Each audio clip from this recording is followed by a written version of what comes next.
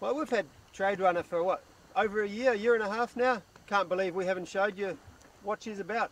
So this is a boat tour, finally. So Trade Runner is a Crowther Windspeed 39, built by Geoff Cruse in Australia.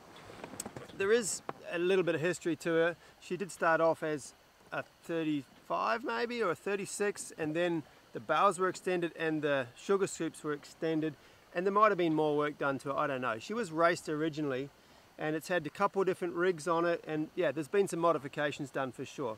But she is what she is now since 20 years maybe, so yeah, it's holding up good. Right, we'll start at the front. Okay, so up front here, obviously we've got plumb bows.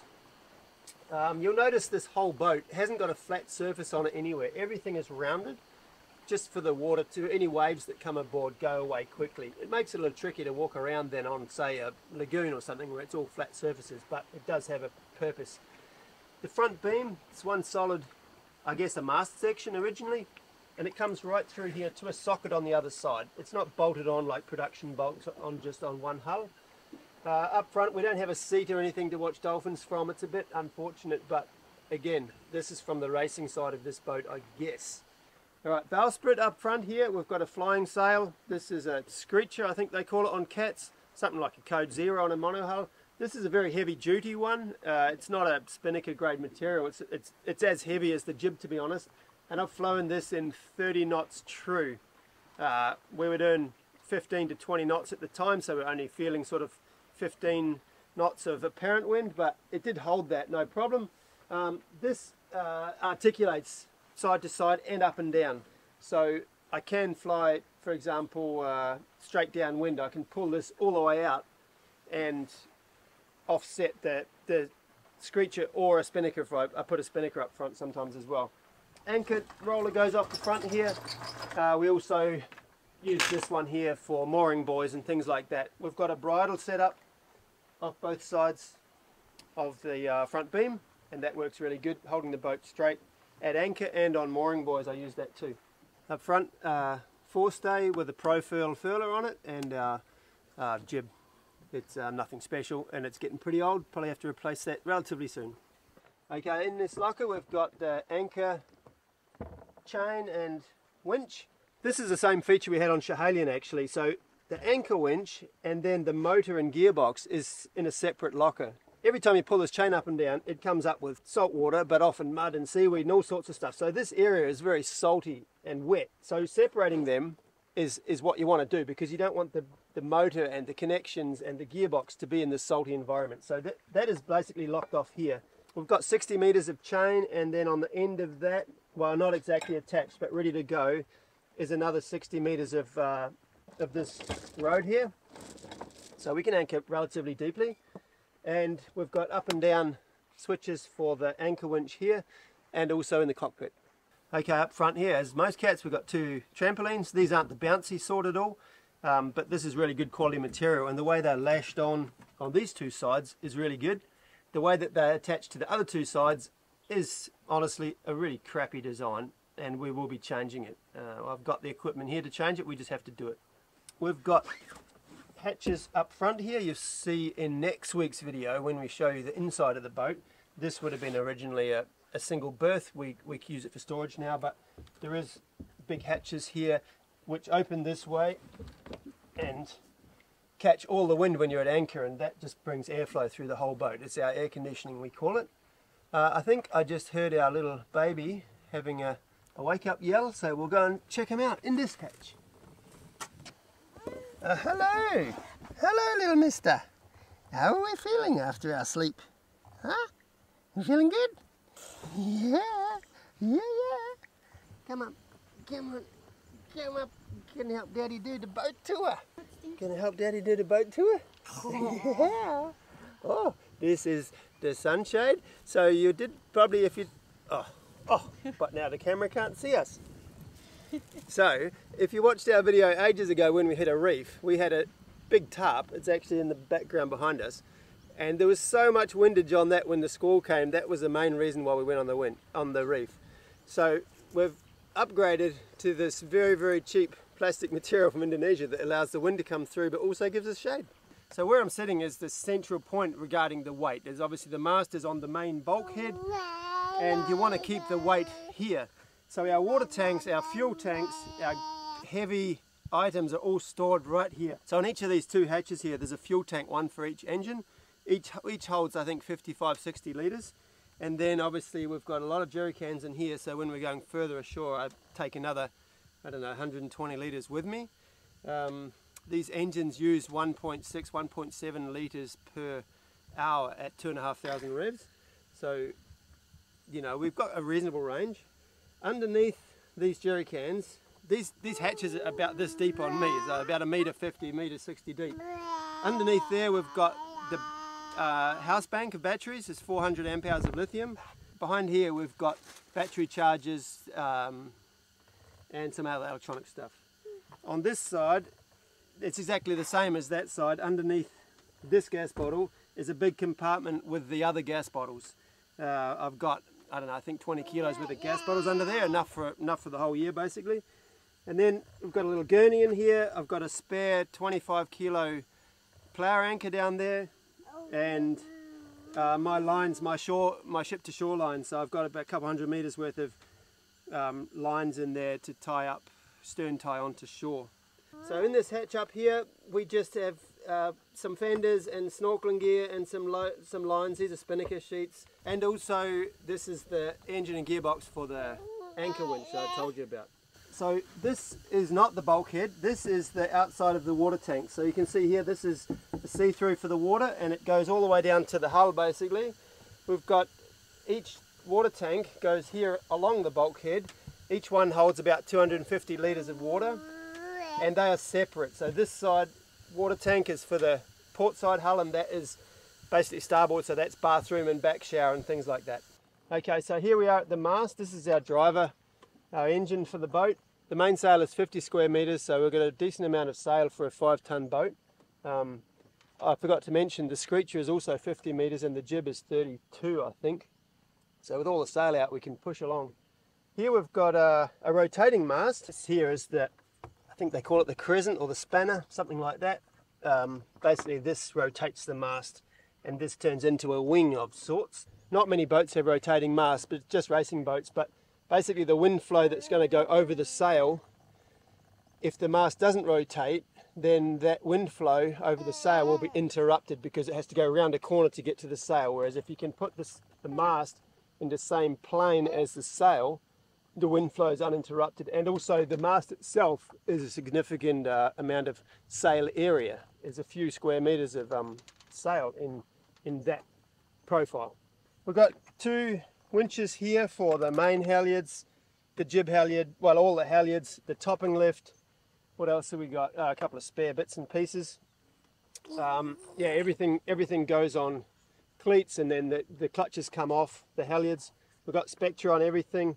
We've got mast steps that go to the first spreaders. They're not really spreaders, the first diamonds, I guess, or spreaders for the diamonds. Because it's a rotating mast, it can't have traditional lower shrouds and things like that. It's basically has shrouds that go all the way to nearly the top, and then they're on shackles to allow the mast to rotate. So what keeps the mast stiff are these diamonds. We've got a Doppler radar up there, the newest of the new fancy things from Raymarine, and it's been pretty awesome, to be honest. We didn't have a radar on Schiehallion, but we don't really use this to see traffic and land. We mostly use it to see storms and squalls coming and how much rain's going to be in them and stuff like that. So sailing at night, it's real handy to be able to batten down the hatches before anything hits you. We've got a double purchase on the mainsail, wind slice, fancy wind slice gear, sort of good sliding stuff on there. It's all expensive stuff. On the boom here we've got 3 reefs and an outhaul and a winch for that. So we just do all that up here. Okay, so up here we've got solar panels. These are 180 watt each one, but this is also our rain catchment area. All of that area, and then where I'm standing on top of the cabin top, and then inside the jib car rails, the water can't get out, and you'll see that I've epoxied, but I haven't finished and painted them, but these little rails down here, and so all the water running down off there goes straight into our drinking water and our bathroom shower water on the other side. And it's proven to be pretty amazing. You know, up here in the tropics you get pretty heavy downpours and it's just like firing in there, and we fill the tanks up real quick. Obviously when it starts raining we'll leave the caps on and give it a quick broom down first with the first of the rain to get any salt or hair or whatever is on there, bird poop a lot of the time, and then just open them up and she fires in, and that's what we drink most of the time is rainwater. Okay, so you've probably seen this boom bag before. This came off Schiehallion. We had it made, Zoom Sales, Phil at Zoom Sales made it for us and put this real nice sublimated learning by doing on there.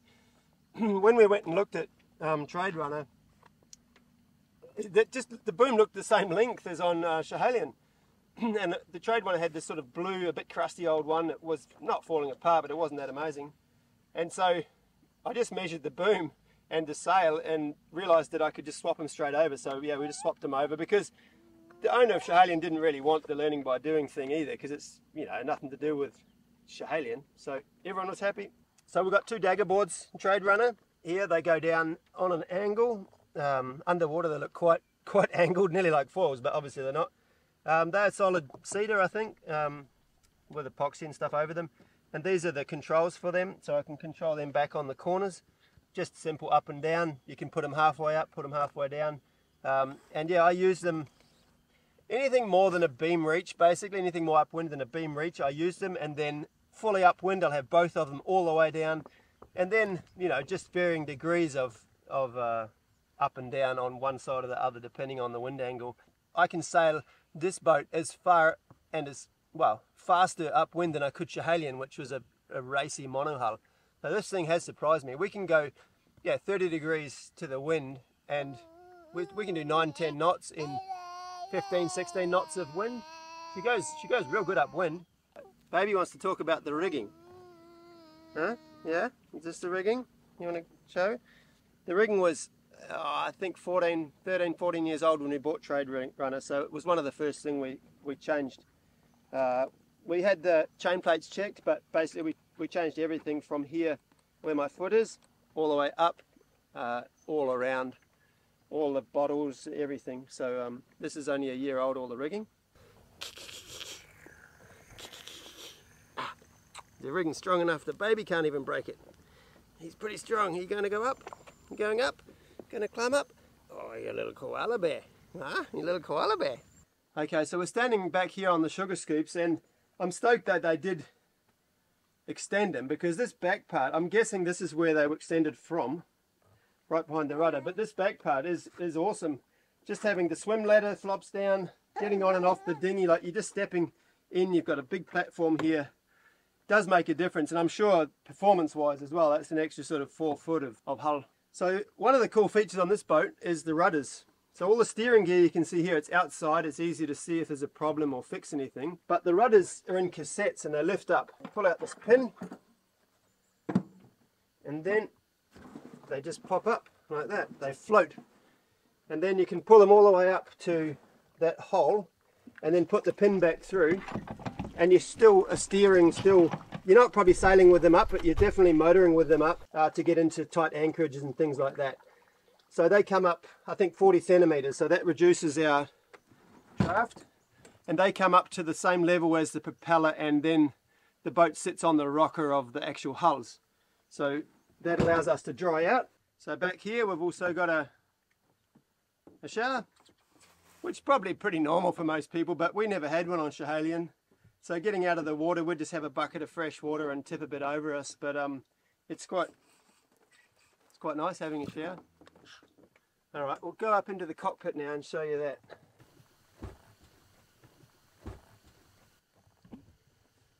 So we have two helm positions on Trade Runner. Most cruising boats, production boats especially, would only have one helm position, just because it frees up, especially on a smaller boat. It frees up one side to put a settee and a little table or have more space in the cockpit. But this, the Racing Heritage, it has two helm positions, and the jib sheets and the screecher sheets are right here. So if you have a two-man crew when you're racing, you have one on each side, and then you're steering each side and tacking and things like that.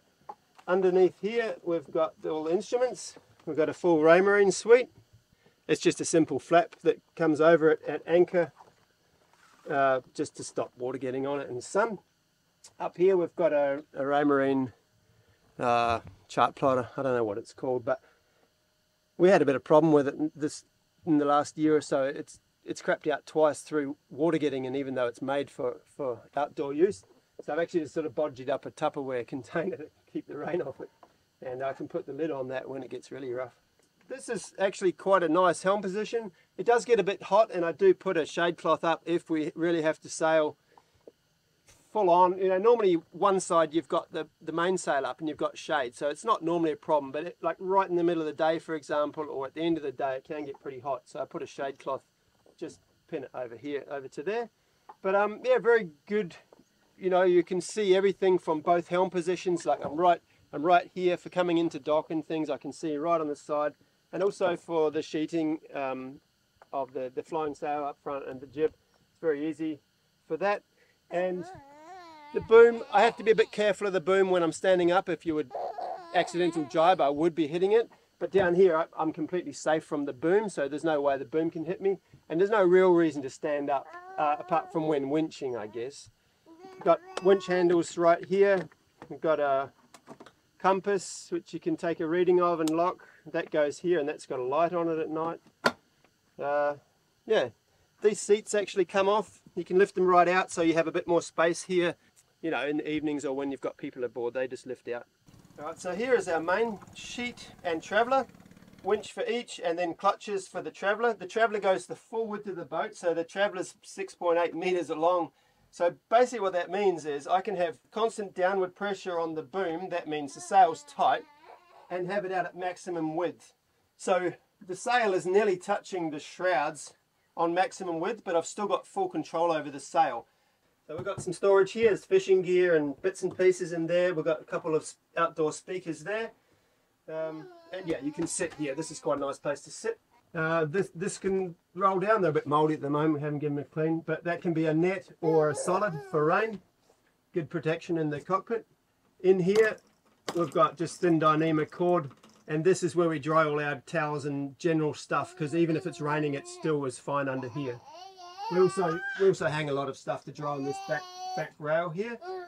We've also got 180 watt solar panel here, and then under there I keep the paddles for the paddle board and a gaff and some brooms and stuff. And these are obviously our davits. So our Highfield 310 hangs off this with the motor on, so they're definitely strong enough. What are you saying?